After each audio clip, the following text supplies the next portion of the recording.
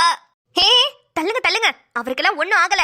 அதிர்ச்சியில மயங்கி விழுந்துட்டாரு, வேற ஒண்ணும் இல்ல. என்னங்க என்னங்க, எந்திரிங்க. என்னங்க? கண்ணு முழிச்சிட்டீங்களா? எந்திரிங்க. ஒரு நிமிஷத்துல எல்லாத்தையும் பயமுறுத்த வேண்டியது. என் பொண்ணு என்ன நம்ப வச்சு ஏமாத்திட்டா, எனக்கு துரோகம் பண்ணிட்டா.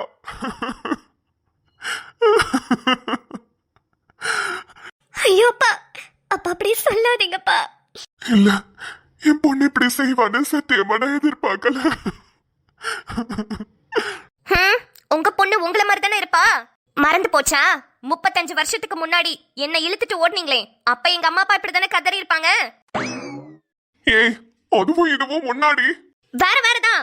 நீங்க வேலையே இல்லாம ₹1 சம்பளம் கையில இல்லாம என்ன இழுத்துட்டு போனீங்க. உங்களை மட்டுமே நம்பி உங்க கூட வந்தேன்.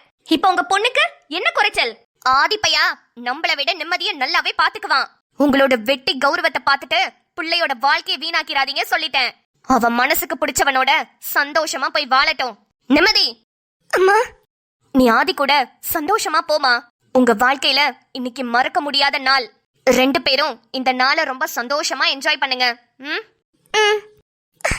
அப்பா.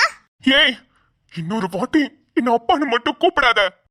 நிம்மதி, நான் பாத்துக்கிறேன்டி, நீ கிளம்பு. ஒன்னும் இல்லடி, கத்திரிக்கால காஃபி போட்டு கொடுத்தனா போதும். அத குடிச்சா மனசு ஃப்ரெஷ் ஆயிருவாப்ல. ஆதிப்பையா, நிம்மதியை கூட்டிட்டு கிளம்புப்பா. சரிங்கம்மா. கொஞ்சம் கோவல ஆறின பிறகு நான் உங்களை வீட்டுக்கு கூப்பிடுறேன். அது வரைக்கும் கொஞ்சம் பொறுமையா இருங்க. நிம்மதி, உனக்கு தனியா சொல்லணும்னு இல்ல. ஆதி நீ காதலிச்ச பையன், அவன் கூட சந்தோஷமா இரு. போயிட்டு வா. சரிம்மா. அப்பா, அப்பா போயிட்டு வரேன்ப்பா. இவா ஒருத்தி சொல்றதே கேட்டு தொலைய மாட்டா. அடச்சி போடி.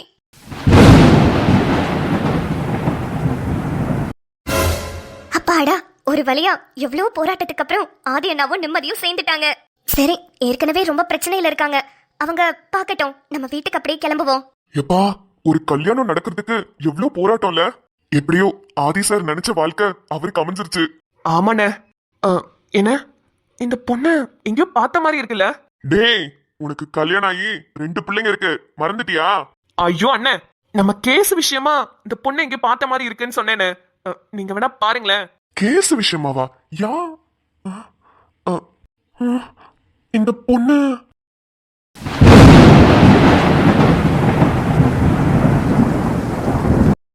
ஐயோ, தமிழ்நாடு முழுக்க இந்த பொண்ணு போட்டோவை கொடுத்து தானே தேடிக்கிட்டு இருக்கோம். டே மணி, அன்னைக்கு கமிஷனர் கூட வந்து சார் கிட்ட பேசிட்டு இருந்தாங்கல்ல, அந்த பொண்ணுடா அது. மிஸ்ஸிங் கேஸ் பொண்ணுடா. பேரு கூட ஐயோ ஏதோ நல்ல பேராச்சு. அன்புக்குடி, அன்புக்குடிடா. ஆமாண்ணே, அந்த பொண்ணே தான். அதுல கூட அந்த பொண்ணுக்கு கண்ணு தெரியாதுன்னு சொல்லியிருப்பாங்கல்ல. டேய் ஆமாண்டா, இது உடனே சார் கிட்ட சொல்லணுமே. சாரு கிட்டயா? அண்ணே, இப்ப எப்படின்னு? சாரே இப்பதான் வீட்டு பிரச்சனையை பாத்துக்கிட்டு இருக்காரு. அவருக்கே இன்னைக்குதான் கல்யாணம் வேற இருக்கு. அவர்கிட்ட எப்படின்னு?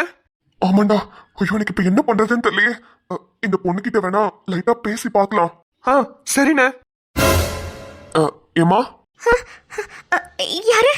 மாமா பயப்படாத, கல்யாணத்துக்கு வந்திருக்கல, நாங்களும் கல்யாணத்துக்கு தாமா வந்திருக்கோம்.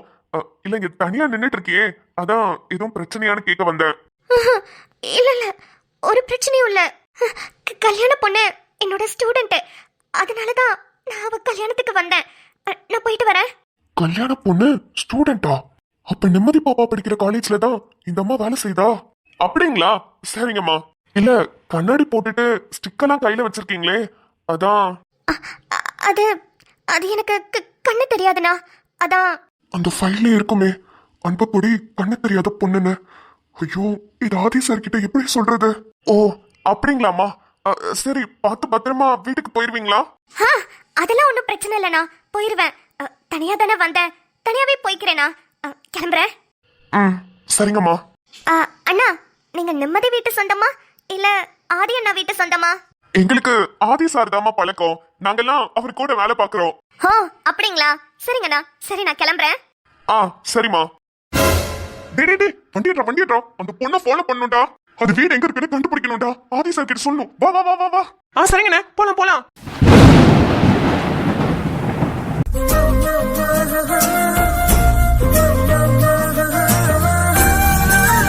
கண்ணுங்களா, வாங்க வாங்க, உள்ள வாங்க. உங்களை பாக்குறதுக்கு எவ்வளவு சந்தோஷமா இருக்கு தெரியுமா? அப்பா, அத்தை உள்ள கூப்பிடாம நாங்க எப்படிப்பா வர்றது? சரிதான் கண்ணு, தோ இப்போ உங்க அத்தையை வர சொல்றேன். கனி, ஏ கனி, இப்ப வந்துருவாமா. டேய் ஆதிப்பையா, சாதிச்சுட்டடா. என்ன எதுக்குப்பா பாராட்டிட்டு இருக்கீங்க? நிம்மதி மட்டும் அந்த பொய்ய சொல்லலைன்னா கண்டிப்பா எங்களுக்கு கல்யாணமே நடந்திருக்காது. ஆமாமா, ரொம்ப தைரியமான பொண்ணுமா நீனு. எதுக்குப்பா பொய் சொன்னதுக்கா? டேய், அவளாவது பொய் சொன்னி உன்னை கல்யாணம் பண்ணணும்னு நினைச்சா. ஆனா நீ என்னடா பண்ண? அம்மா அப்பாவை சமாதானப்படுத்துறேன், அம்மா அப்பாவை சமாதானப்படுத்துறேன்னு சொல்லிட்டே இருந்தா மட்டும் போதுமா? அதுக்கான எந்த ஸ்டெப்பும் நீ எடுத்து வைக்கல. என் பிள்ளைய பாருடா, எவ்வளவு அழகா ஒரு பொய்ய சொல்லி சட்டு புட்டுன்னு கல்யாணத்தை முடிச்சே பிடிச்சு.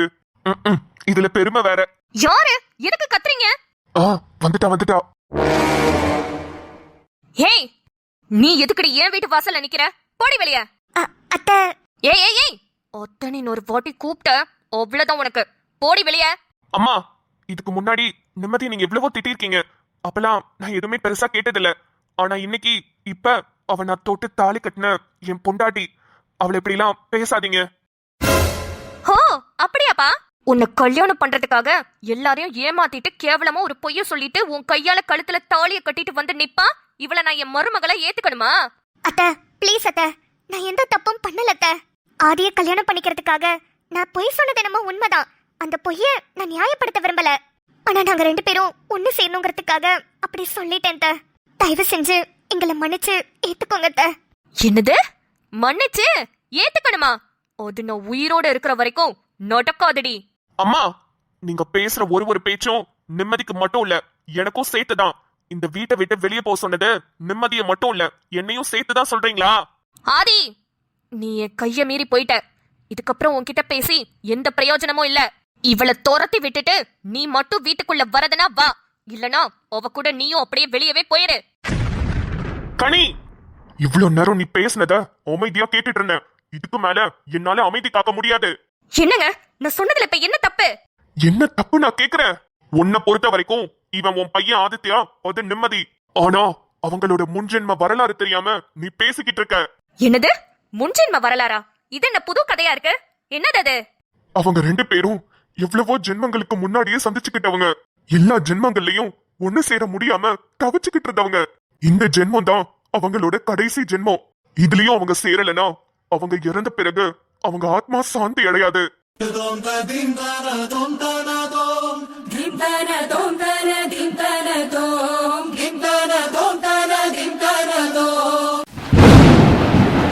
என்னங்க, ஏதாவது படம் பார்த்துட்டு வரீங்களா? உங்க இஷ்டத்துக்கு என்னென்னமோ பேசிட்டு இருக்கீங்க. பூர்வ ஜென்மோ மறு ஜென்மோன்னு. ஏய், நீ நம்பலனா ஆதி நிம்மதியோட ஜாதகத்தை எடுத்து போய் ஜோசிக்காரவங்கள்ட்ட கேளு, அவங்க சொல்லுவாங்க. அப்பா, என்னப்பா சொல்லிட்டு இருக்கீங்க? எனக்கு ஒண்ணும் புரியல. ஆதிப்பையா, அப்பா சொல்றதெல்லாம் உண்மைதான்ப்பா. ஆனா இதெல்லாம் பெருசா எதையும் போட்டு குழப்பிக்காதீங்க. அப்பா, அப்பா நீங்க என்ன சொல்றீங்க? நாங்க 2 பேரும் முன் ஜென்மங்கள்லயே சேர்ந்தவங்களா? ஆனா ஒண்ணு சேரலையா? ஆமாமா, அப்படிதான் ஜோசிக்காரர் சொன்னாரு. இந்த ஜென்மத்திலேயாவது எப்படியாவது உங்களை ஒண்ணு சேர்த்துருங்கன்னு சொன்னாரு. அதனாலதான் நீங்க சொன்ன பொய்க்கு கூட நான் ஒத்து போனேன். மச்சான், மச்சான் என்னடி ஆச்சு? மச்சான், இல்லடா, எனக்கு நிறைய வாட்டி உணர்ந்திருக்குடா. நம்ம ஏதோ பூர்வ ஜென்மம் வந்த மாதிரி எனக்கு உணர்ந்திருக்குடா. நான் உன்கிட்ட சொன்னதில்ல. சொன்ன பைத்தியக்காரத்தனமா இருக்குன்னு வெளியே யார்கிட்டயுமே சொன்னதில்ல. ஆனா நிறைய வாட்டி நான் ஏதோ ராணி மாதிரிலாம் ட்ரெஸ் போட்டிருப்பேன், நீ சேவகன் மாதிரிலாம் ட்ரெஸ் போட்டிருப்ப. நம்ம 2 பேரும் பேசியிருக்கோம், லவ் பண்ணியிருக்கோம்டா. தெரியும்டி. என்னது தெரியுமா? உனக்கு எப்படிடா தெரியும்? உனக்கும் அதே மாதிரி உணர்ந்துச்சாடா? இல்ல, நம்ம 2 பேருக்கும் ஆக்சிடென்ட் ஆச்சுல. அப்போ உன்னோட பூர்வீக ஜென்மங்கள்லாம் நீ உன் வாயால சொன்னடி.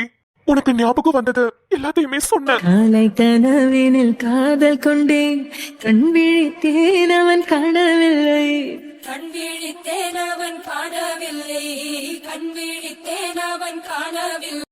இங்க பாருங்க, இந்த ஜென்மத்துல உங்க 2 பேரையும் பத்திரமா சேர்த்து வச்சுட்டேன். இது போதும் எனக்கு.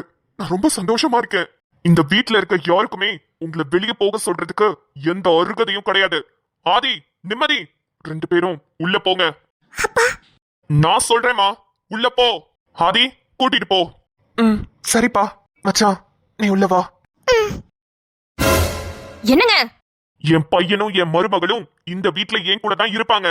அது இங்க இருக்கிறவங்களுக்கு வேற யாருக்காவது பிரச்சனையா இருந்தா தாராளமா வெளியே போலாம்.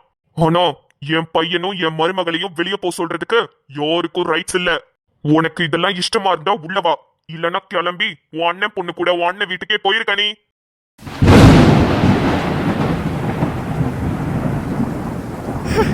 ஆண்டி ஆண்டி நீங்க கவலைப்படாதீங்க, உங்களுக்கு சப்போர்ட் பண்றதுக்கு நான் இருக்கேன்.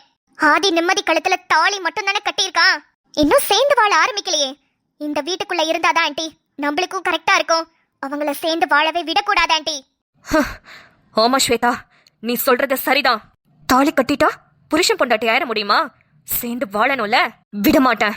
இவங்க என்னதான் அந்த ஜென்மம் இந்த ஜென்மம் பூர்வீக ஜென்மம்னு சொன்னாலும் என் பையனை அந்த நிம்மதி கூட சேரவே விட மாட்டேன்.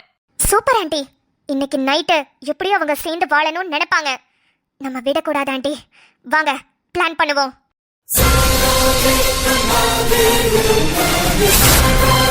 பிரமாதே